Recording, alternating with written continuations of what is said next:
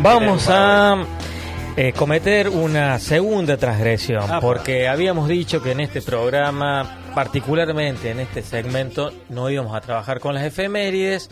Pero una primera transgresión la cometimos el viernes pasado porque era 9 de mayo. Exactamente, sí, aprovechamos la ausencia del jefe político que controla acá en el marco de liberarnos de sus, coordinador y bueno, vete como va. Para liberarnos de la censura. Avanzamos con hablar, porque era 9 de mayo, del periódico Tercero Abajo, que había sido fundado un 9 de mayo, que había empezado a circular. Esta vez, en el programa de hoy, en el segmento de hoy, vamos a estar transgrediendo porque, digamos, esa norma de prescindir de la efemérides, porque tomamos el mes de mayo a partir de dos publicaciones que tuvieron una característica, que es, fueron motorizadas por un mismo periodista, dos periódicos que fueron impulsados por el mismo periodista, que se llamaba Eneas Álvarez y Garzábal.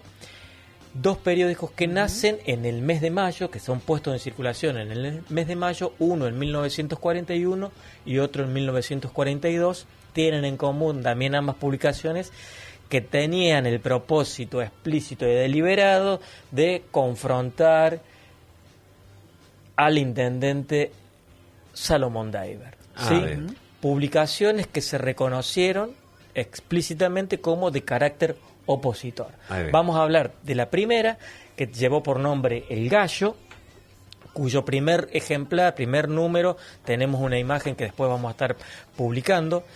El Gallo apareció un día 20 de mayo, ahí lo tenemos, martes 20 de mayo de 1941. Tenía ese periódico como un eslogan, uno de los dos eslogans que tenía. Uno decía: no calles tu propia verdad. Así es. Ahí aparece, lo estamos leyendo. Mira, para la gente que lo esté viendo en YouTube, ahí. No calles tu propia verdad. Aparece justo un año después de que asumió Deiber la intendencia, su primera intendencia. Recordemos, había asumido el 1 de mayo de 1940. 20 de mayo del 41 sale a circular esta publicación, que tenía la característica de aparecer los días 10, 20 y 30 de cada mes. ¿Sí? La periodicidad no era un semanario, no era un diario, sino que cada 10 días, pero no eran cualquier día, sino los días 10, 20 y 30, funcionaba por suscripción. Menos febrero, claramente. No, claramente. Tenía... bueno. Ya lo vamos a registrar. Ya lo vamos a registrar. Aparece con 8 páginas. Sí. Y tiene las secciones clásicas de los periódicos de la época, una sección de sociales, de deportes y desde luego también un lugar para el análisis y la crítica política. Como tenía como objeto predilecto de sus cuestionamientos al intendente Deiber, una de esas secciones de crítica se llamaba Picotazos. Ahí podemos recuperar por qué. ¿Qué se llamaba El Gallo? ¿Por qué se llamaba El Gallo? Vamos, una primera respuesta la tenemos ahí. Picotazos. Va a ser un nombre muy común en la época, incluso antes. El Sol de 1882 le destinaba una denominación flechazos. Sí, la idea de crítica, de impugnación, como de aso viene, sí, no empezó con el 29 no es el 29 de mayo del 69. Claro, el sufijo aso viene incorporándose desde hace mucho, pero lo que estoy queriendo señalar es como una cuota de beligerancia asumida. Son dardos, son textos que tienen la finalidad de provocar alguna lesión, algún daño. Exacto. Se hace prensa, se hace periodismo, se hace este periódico para atacar, para darle picotazos, en este caso, a Salomón Deiber, ¿sí?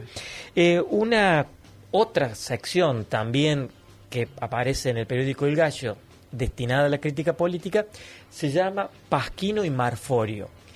Pasquino y Marforio son nombres de 2 de las 6 estatuas parlantes que existían en Roma, que eran estatuas respecto de las cuales, para denunciar en la antigüedad, se publicaban panfletos anónimos. De ahí que a lo mejor la idea de Pasquín es por Pasquino, el nombre de una de las estatuas parlantes de Roma, a partir de la cual es como algo peyorativo, decir algo Pasquín, digamos. Sí, un pasquín. Es como una publicación de baja calidad y en este caso particularmente señalando el no reconocimiento de la autoría. Claro. Apócrifo, ¿sí? En este caso, eran panfletos acusatorios, generalmente satíricos respecto de las autoridades, son para burlarse de las autoridades, haciendo burla, y de carácter anónimo. En este caso, no aparecía una firma en estas críticas, pero sí el editor responsable era Enes Álvarez Garzábal, que no tenía ningún empacho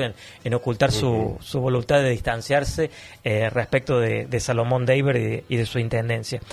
Curiosamente, o no tan curiosamente, este periódico dejó de circular en abril de 1942, es decir, casi un año después de su aparición, pero anunciaba que desaparecía o suspendía, mejor dicho, su aparición para volver a aparecer en agosto con otra dirección en cuanto a conducción, con otro domicilio, con otra administración.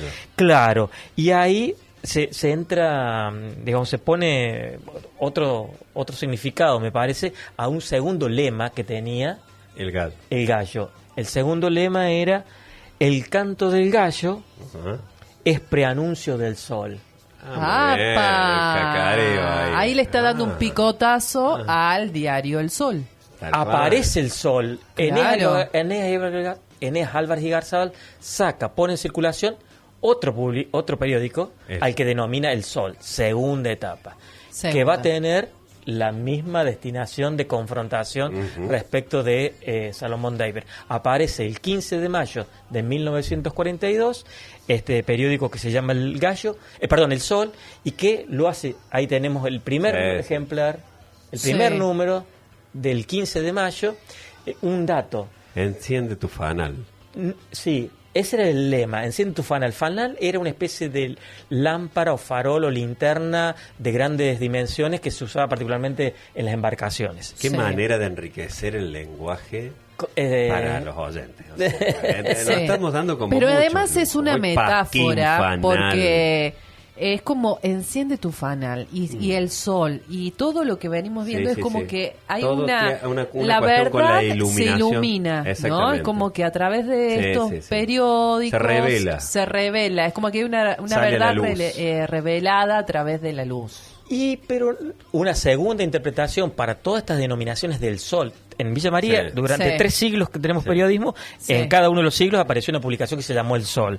De Sun en Europa, las menciones o todos los títulos que tienen que ver con el día, la jornada, por un lado, constituyen una serie de los títulos o de los nombres. Otros tienen que ver con la verdad, con la justicia, con el compromiso. En este caso, no era casual que Enes Álvarez Garzábal bautizara a esta publicación con El Sol, porque aspiraba a constituirse como en la continuadora del periódico El Sol que Lucio Capdevila puso en circulación en 1882, que inauguró el periodismo aquí. Se ponía en la carrera de decir, bueno, este es un periódico que ancla con la historia misma del periodismo en esta ciudad. Y también en esta nueva publicación, Álvarez y Garzábal, repite la estrategia de confrontar a Deiber con las peores acusaciones, en un juego doble. Por un lado, querer expulsarlo a Deiber de la municipalidad, del gobierno, para la cual lo cree no capacitado, y también querer expulsarlo del campo periodístico, porque también lo cree incapaz. Va a decir... Ahí veíamos un titular directo, decía, ¿a qué va a Buenos Aires el intendente? ¿No? Claro. Y uno que ve las noticias le señalaba, le cuestionaba que fuera muchas veces a Buenos Aires, que fuera acompañado de otras personas, por lo cual constituía un gasto, y el argumento que esgrimía Álvarez y Garzábal era que se hacía acompañar Deiber porque él no sabía resolver. Por su educación incompleta, no sabía sumar, por lo tanto... Era la acusación, ¿no? No sabe sumar, por lo tanto, tiene que gestionar entre ministerios dineros, recursos que no conoce. Y también, como consecuencia de esa educación incompleta, decía que tenía errores de ortografía en su ejercicio periodístico, en tanto periodista, director y propietario del Tercero Abajo. Toda la prédica del Sol es focalizada en un cuestionamiento también al periódico Tercero Abajo. Tercero Abajo ya hablamos en el encuentro anterior. También sigue en esta publicación repitiendo el espacio para las columnas de Porfirio y Pasquino y Marforio, es como una sección que tiene una continuidad. También tienen continuidad las secciones referidas a las notas sociales, pero en esta nueva etapa casi que mínima, si no nula, la información deportiva y la policial.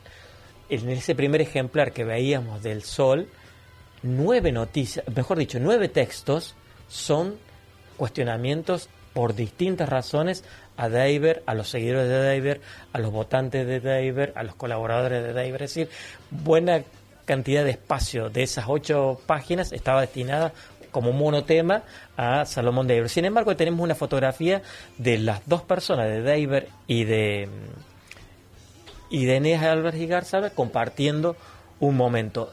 Hay muchas fotografías que los registran juntos en eventos sociales o del campo periodístico. Pero después... Ahí los tenemos en las imágenes. El del centro es Salomón Deiber, que tiene el sombrero en las rodillas. Se trata de Eneas Álvarez y Garzábal, regularmente usaba moñito.